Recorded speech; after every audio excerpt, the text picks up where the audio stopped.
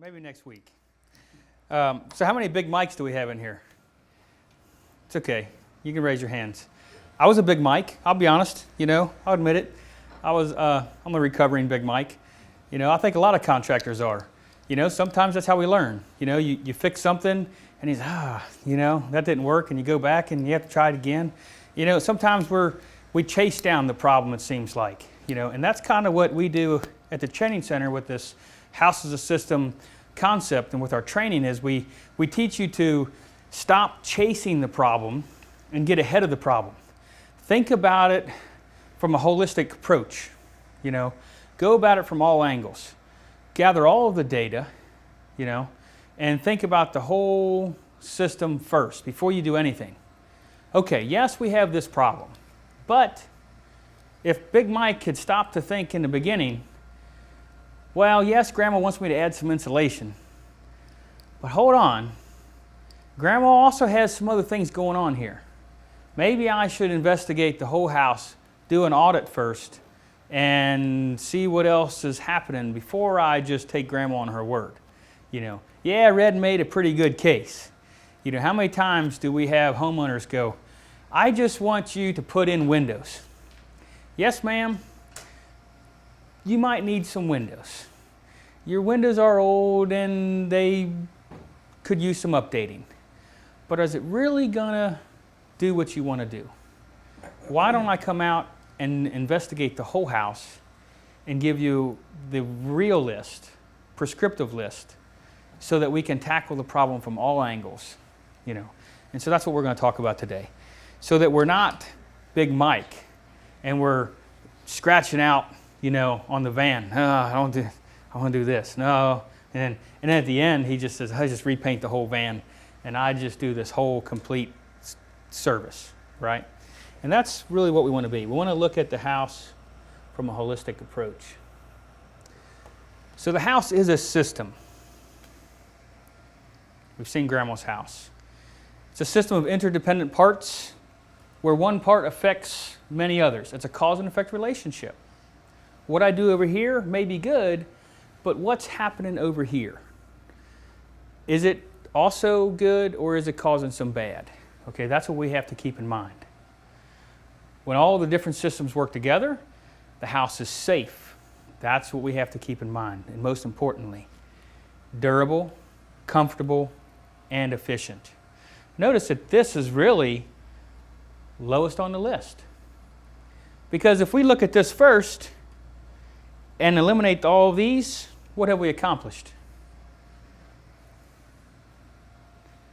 It's what I like to call, we have a very efficient, uncomfortable death trap. Right? Who wants to live in that box? Right? Yeah, my house is really efficient, but man, I just hate living in it. Bills are like really low, but I sleep in the garage because it's way healthier, right? No, we want to start off with this approach of whatever we do, we want to make sure that Grandma stays safe, comfortable, the house is durable, it's going to last a long time. And then ultimately, if we keep these three approaches in mind, it's going to be efficient, right? Can you all see if I stand here? Am I in your way? If I am, just throw something at me. It's okay. I'll kind of hide out here behind the box.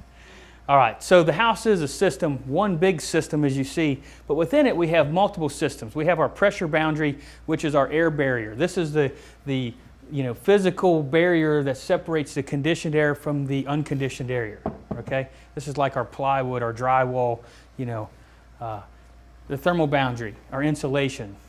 This is like our clothes, basically. This is our thermal boundary to our air barrier, our skin. Our heating and cooling system, that's the mechanics to the house, the artery for our house. The ventilation system, what provides indoor air quality, fresh air, ventilation systems such as like bathroom exhaust fans, kitchen exhaust fans. Those things remove pollutants. What brings fresh air back in? The other appliances, there are other different appliances that we could talk about. And then the homeowners, they're part of that system. How do they operate each of these? You know, how they interact with each of these systems is very, very important. So when we go in, you know, and we fixed Grandma's house, did we educate her on that fan and said, Grandma, don't run that fan at full blast all the time? Because Grandma thought, well, you know, if running that fan a little bit is good, maybe running that fan a lot is even better, right? And so what happened to her stove? It backchafed. Yeah, she had some problems. So maybe we educate Grandma at the same time whenever we install something. We install like a thermostat. We don't install the most complicated thermostat out there on the market, you know. We install something that Grandma can use and understand. Maybe we leave the same thermostat in place, but we update everything else, you know, because if we put in something that she can't operate, she's going to fool with the buttons, and then it's going to mess with everything else. And then all the work that we tried to accomplish is for naught. And that happens a lot. We've actually gone full circle in a lot of ways, from going to a lot of programmable thermostats to going back to just simply a digital dial thermostat, because Grandma can't deal with all those buttons. No offense, grandmas and grandpas and, you know, those people out there. But hey, even me, some of those things are just, it's just too much, you know. I tell my wife, just don't touch it. We got it set, leave it alone, you know. Sometimes I just like to have just a simple dial one, you know, up, down, leave it alone, because some of them are just too complicated. You know, on a daily basis, that's all we need. If you get everything else working properly, why does the thermostat need to talk to you? You know, hello Phil, how you doing? I'm fine, thank you. You know, so the air barrier and the pressure boundary, you know, this is that barrier like we talked about that separates your conditioned air from your unconditioned air. This is your exterior boundary, your interior boundaries. If that is leaky, is that an effective barrier? Is that a good system? No.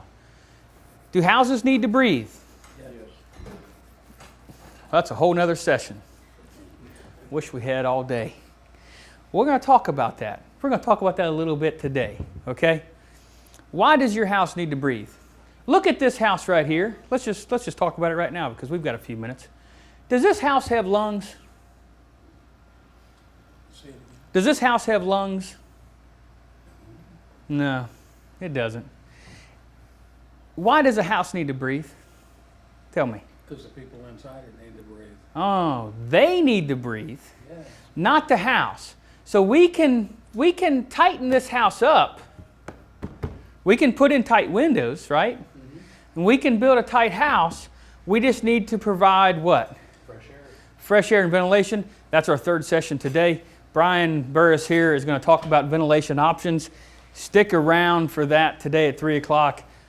Excellent session on how we help the people in the house breathe and stop the house breathing on its own, because if the house breathes on its own, I won't give away the answers, there can be some problems.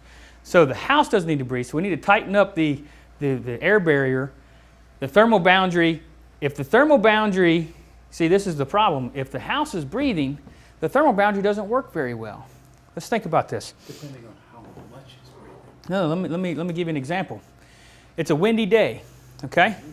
Let's equate insulation to your clothes, because it's very similar. Your clothes are insulation for your body. If it's a windy day, do you go outside with a sweater on? Insulation, fiberglass, cellulose, whatever, which is porous. Or do you go outside with something that blocks air, like a windbreaker? If you've got air moving through your insulation, your thermal boundary does not work. That system does not work effectively. Your R value does this. Therefore, your sweater does not work, right? That's why we need the air barrier to be very effective so that your insulation system is very effective, okay? So now we get these two systems working properly, then we can add ventilation back in and we can make that work effectively. So that's why all the systems need to work hand in hand. The house as a system, not just one system. You have to look at every one of them as this cohesive relationship. Okay, that's what we need to think about. Okay, so here we have an example of that cohesive relationship, that insulation touching that air barrier, very snug, fitting. And here we have an example where it's not cohesive. Insulation is down beneath our subfloor here. They're not touching, and that can be very problematic. And here we have another example where we have gaps in our thermal boundary, and that's not good, is it? It's kind of like going outside with your coat unzipped, right? We don't have a complete thermal boundary. Once again, we're going to have thermal loss in our building, okay? Other examples, some insulation, no insulation. Because these are can lights, we're not allowed to insulate up against them because these particular cans are non-IC rated. So we have to, have a product that is insulated rated, IC rated, insulation contact rated, and maybe airtight, so we can have a nice continuous air barrier and insulation barrier. So what happens to my mechanicals when my air barrier and my thermal boundary are not complete?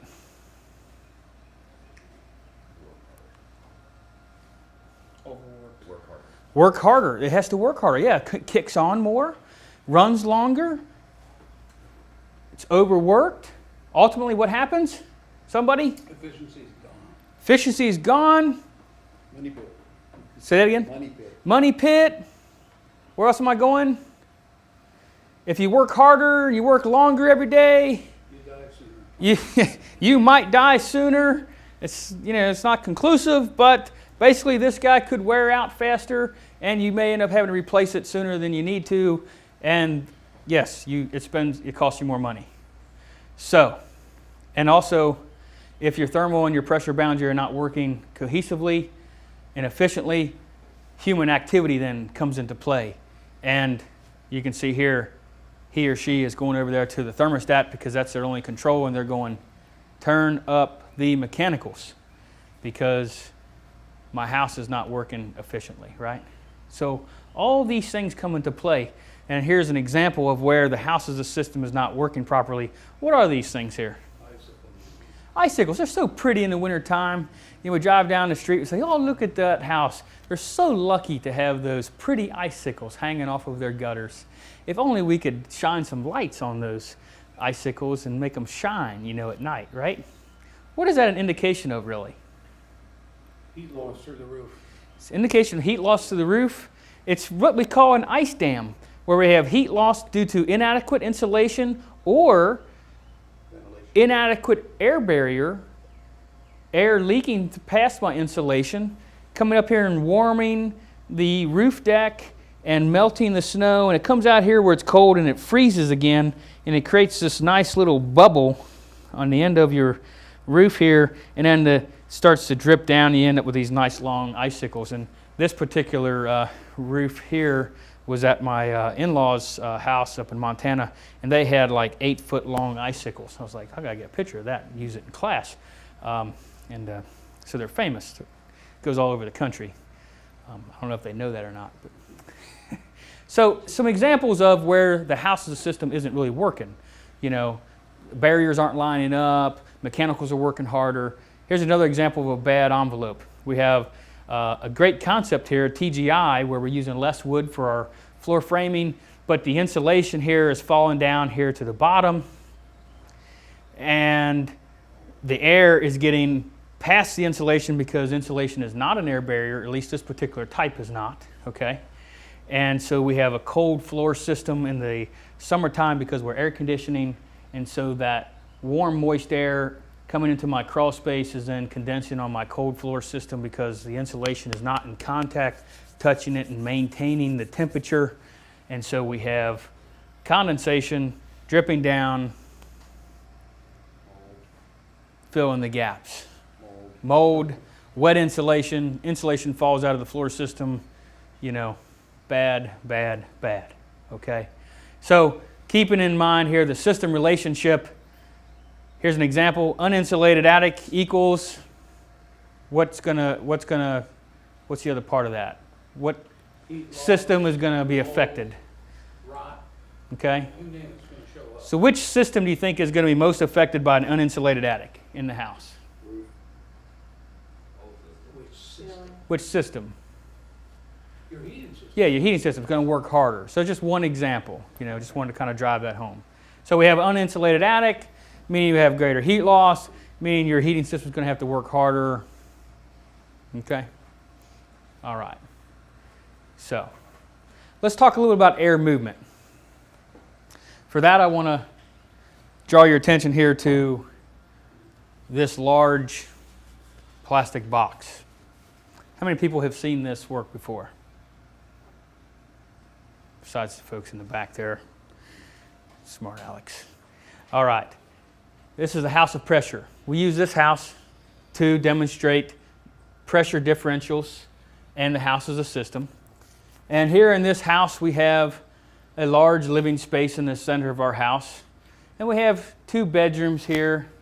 And in this bedroom we have a bathroom with a little bathroom fan. And in this central living area we have a kitchen fan. And down here in the basement area here we have a large central heating system and a water heater and a dryer. And look, we have a nice Dodge, car and a garage. This is a really nice house, So to get us started here, I've got my manometer turned on.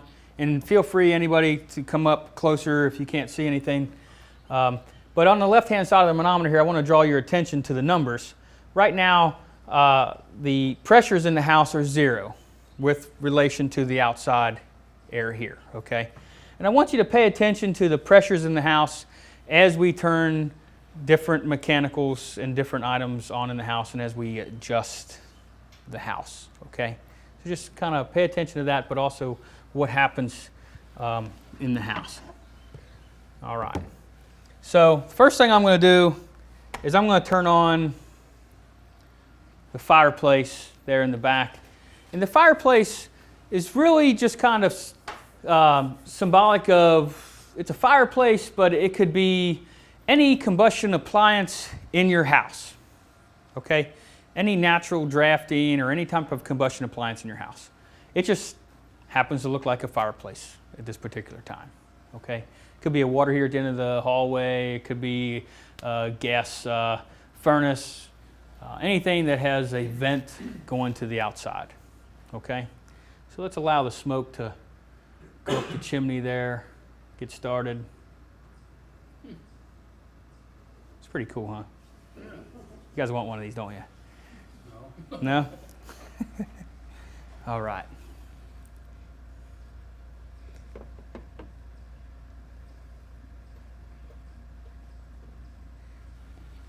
They're fun to play with. Okay, so we have natural air movement that occurs in our house every day. This thing called stack effect. Stack effect is simply, this movement of air from bottom to top due to temperature differential. As air in your house is heated, it rises because as air is heated, it expands, becomes more buoyant, just like a hot air balloon. And if there's any holes in your house, that air escapes out the top and then basically pulls in air into the bottom of your house. It's kind of like a straw, okay? So then we also have, there you go. We also have other items in our houses that push and pull air. For example, we have exhaust fans, like a kitchen and bath fan. So let's imagine that this is a normal day and we're getting up and we're getting ready for work, okay? And so we're getting ready for work and we're taking a shower, so we're going to turn on the bathroom fan over here in the house because we want to run the bathroom fan to remove the moisture as we're showering, right? We hope.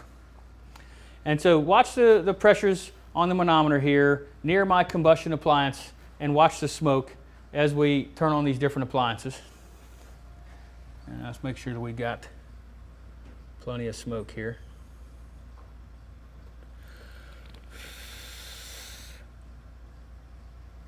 There we go. Still going up the chimney. Okay. Can everybody see that? All right. It's a little hard to see. And so, Mom, she's nice to us. She's making us breakfast while we're getting ready for work, right? Maybe we're living home, maybe it's a school day or something, you know. Or your wife, you know, maybe she's making breakfast. Does your wife make you breakfast when you get ready for work? No? Man, let's imagine she does. Okay, so today she wants to make you breakfast. So she's making you breakfast, and what do you like for breakfast? Bacon and eggs. Bacon. Oh, yeah. Let's kick that fan on, because we're frying up some bacon and eggs, and so we want to kick that fan on a little bit, you know, run the smells to the outside and make our neighbors jealous, right? Hey, my wife's making me bacon and eggs, maybe some biscuits and gravy, you know, whatever. Oh, I forgot to dry my clothes last night. Run downstairs, let's turn on the dryer, let's get that dryer running, you know. Now, what's unique about these fans? They all vent to the outside. They all vent to the outside, hopefully, but let's assume that they do. And so they're pulling air to the outside. What's happening here on my manometer? It's going slightly negative because it's pulling air out of the house, okay? All right, so, yep, we've got everything running to the outside right now, and in the process of all this activity, it's a cold day, the furnace decides that it wants to kick on because the temperature in the house has dropped down a little bit. So we kick the furnace on.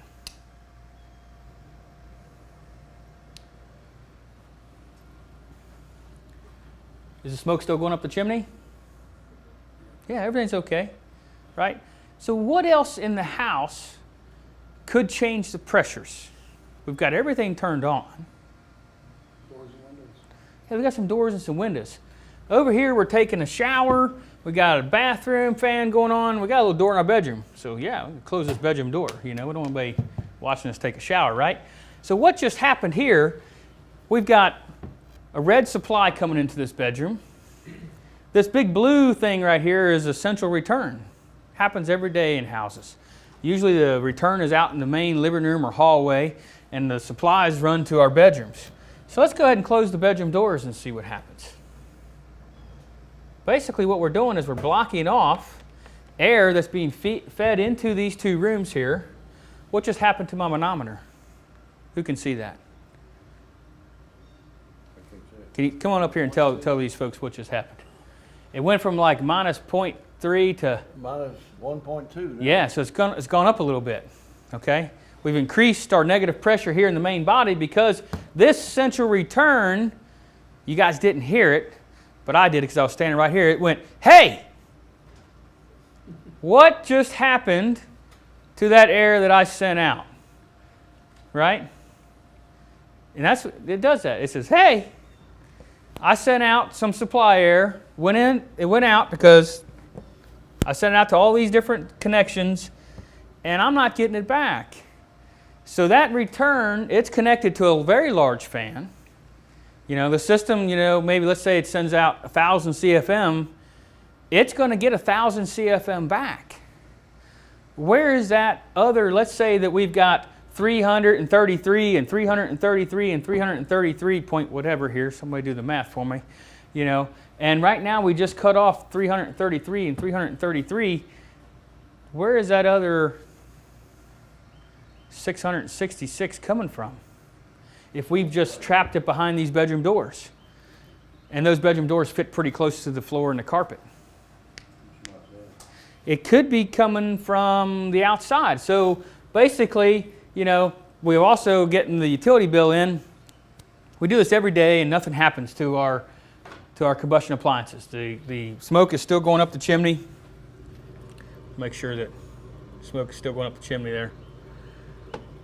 With the temperature differential in this room, it's a little warm. Can we open that door so that make sure it cools us down in here? Having a little trouble there. Okay. There we go. So we do this every day, and we don't have a problem. But one day, you know, we start, you know, looking at our utility bills, and we go, man, you know, I'm tired of paying this bill.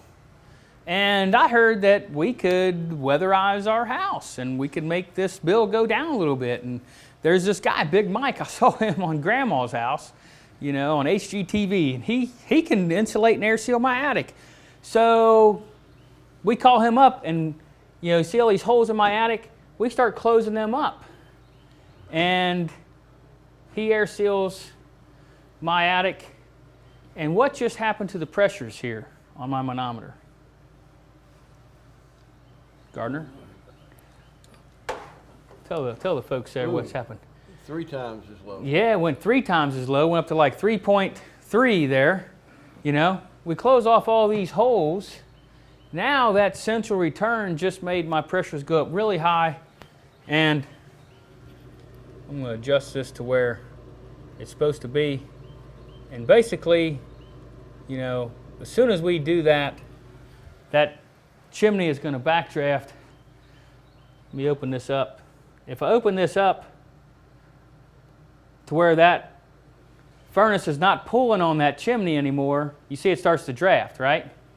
But just as soon as I start to close this, then it starts to spill back out into the room again. You see that? It goes right back down and out. Because basically, we have an imbalance of pressure in the house. We have a tug of war for air. Okay, and this large fan here is going to win because it's attached mechanically to a motor. This vent is drafting naturally on its own accord due to heat and height. There's no fan attached to it. Now, if it was a positively pressurized vent, then it could compete a little bit better. That's where some of your 90 plus furnaces, where they're PVC pipe, they work a lot better because they don't compete directly with the air inside the house. They get their own air from outside and they push air directly to the outside, so there's no direct competition with the other appliances inside the house. But when you have a natural drafting appliance like this one here, we have a direct competition for air. It's a tug of war. It's like basically saying, all of you are going to be on one side of the rope and I'm going to be on the other. Who's going to win? Well, you are, because there's more of you than me. That's the way this works here. This fan here is much stronger than, that vent, and all of these other fans are much stronger together than that one vent. And when we close these doors, that increases the pressure differential. Now, one of the things that we can do with our house is we can basically add in some pressure relief. So what if I were to take this off of here and provide a passageway between the bedroom and the main body and close this? What happens to the pressures on my manometer? They actually drop down a little bit. I'm still backdrafting, okay?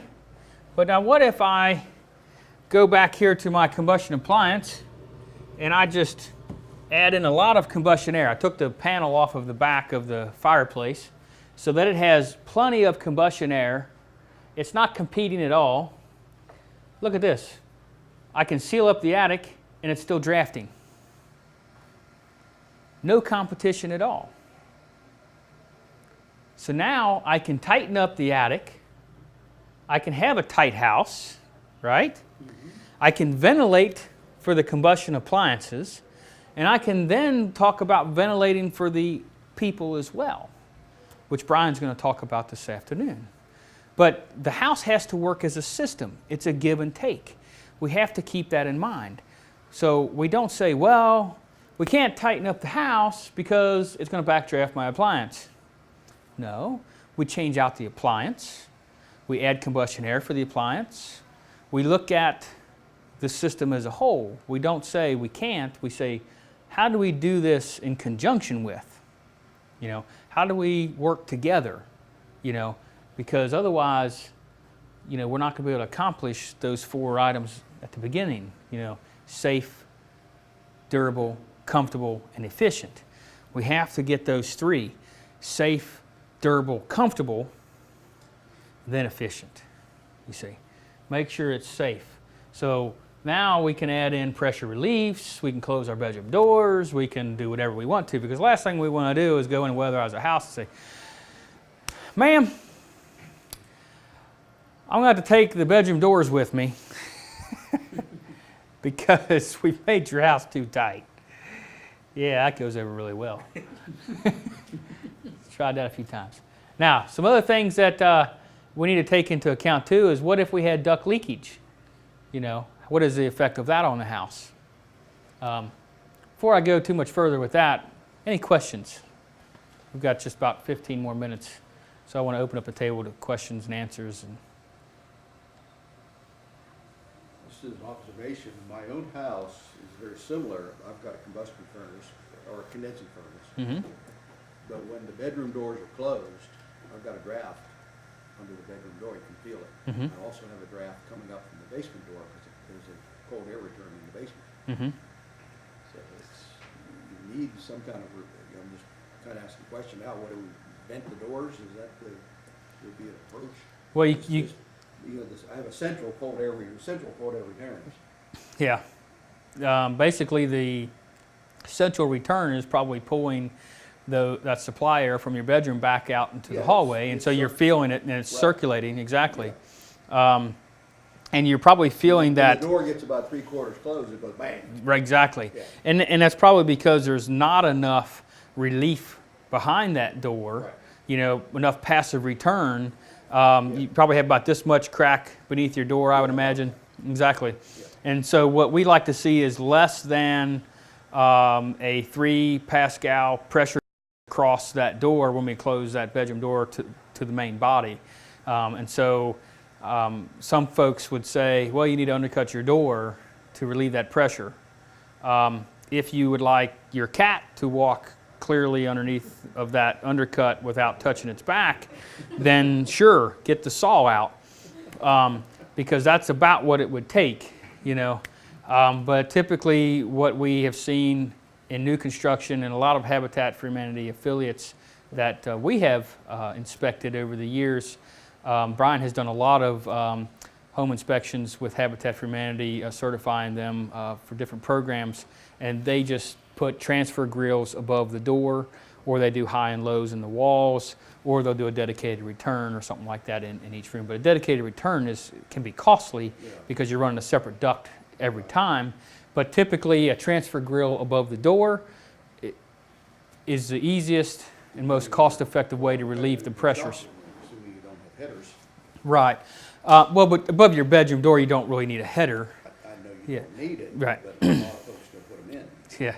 even though you don't need them. Well, that's where you have to have a conversation with your construction guy and say, let's reduce some wood and save some money. And now the other option is you can do a jumper duct from your attic, you know, and over like this, a simple duct that goes, you know, from your bedroom. It's in your ceiling, and you duct it back into your main body, to your hallway. And this is where you can cut, like if you've got several bedrooms connected to a hallway, you can just cut one hole in your ceiling and you can duct them all into the same box.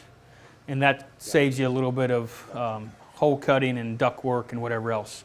You know, so there's a number of different ways to accomplish that versus, you know, cutting half your door off.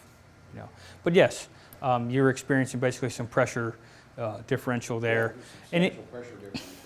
it could even be that you have too much air coming into that room to start with, because maybe they didn't balance it right to start. Well, that's You know, another issue, there's no, I've got no,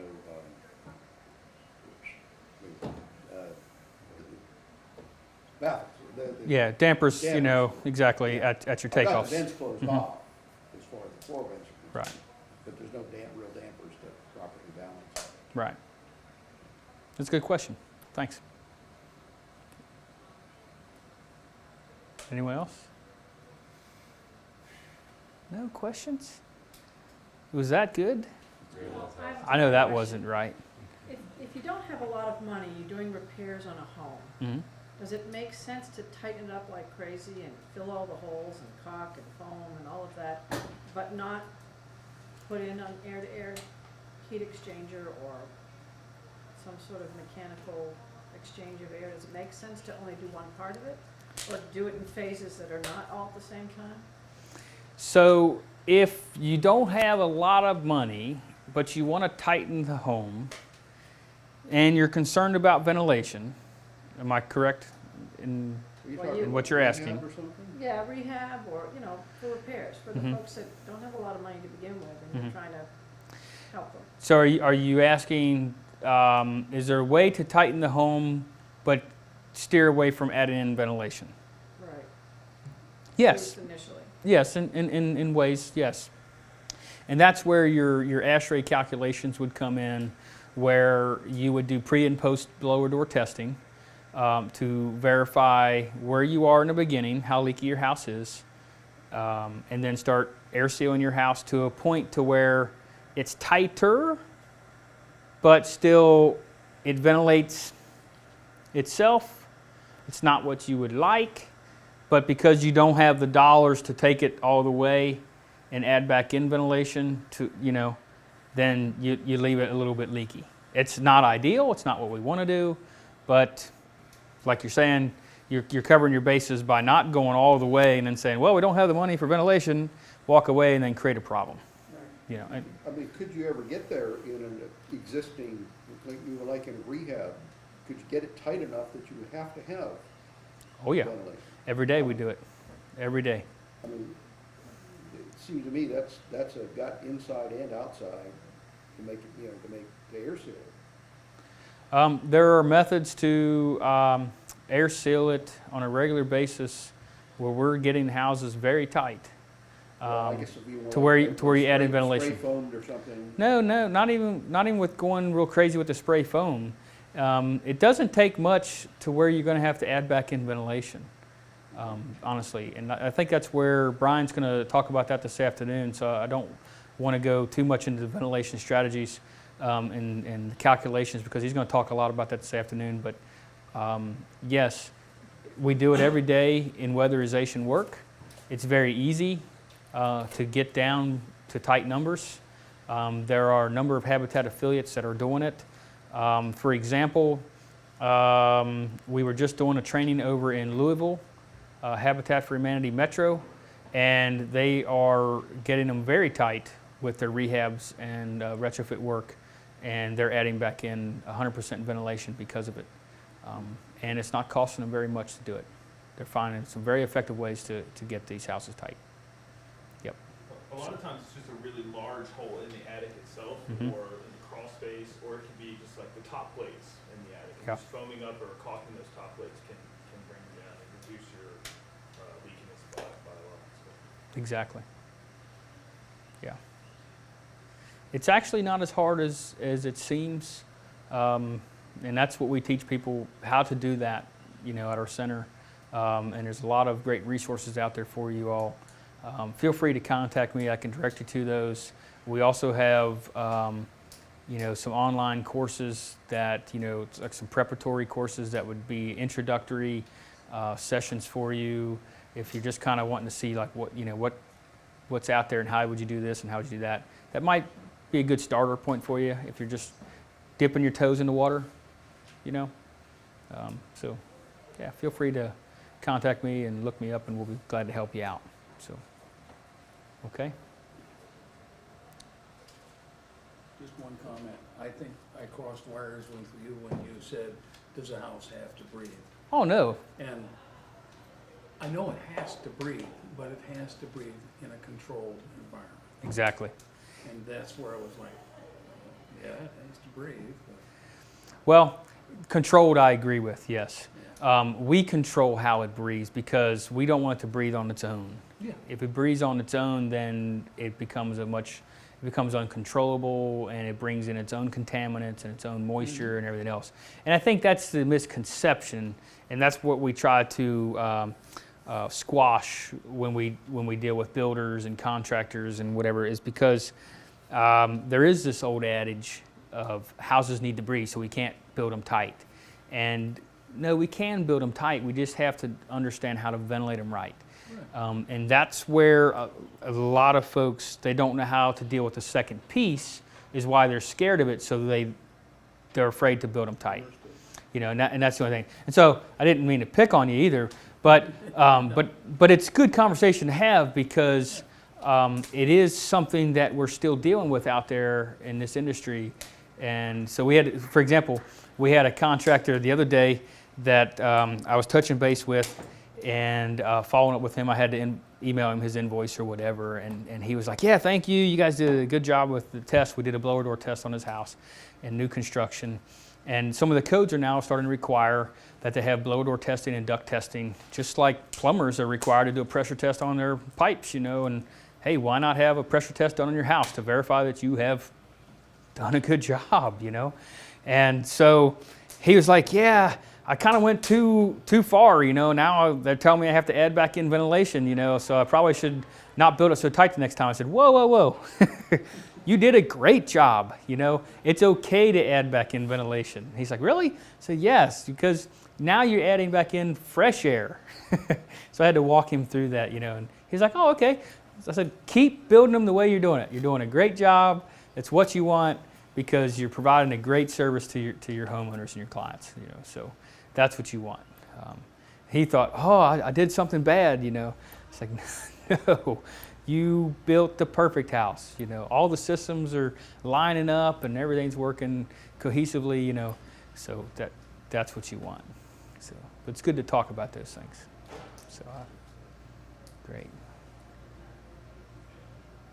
Well, we've just got a few more minutes.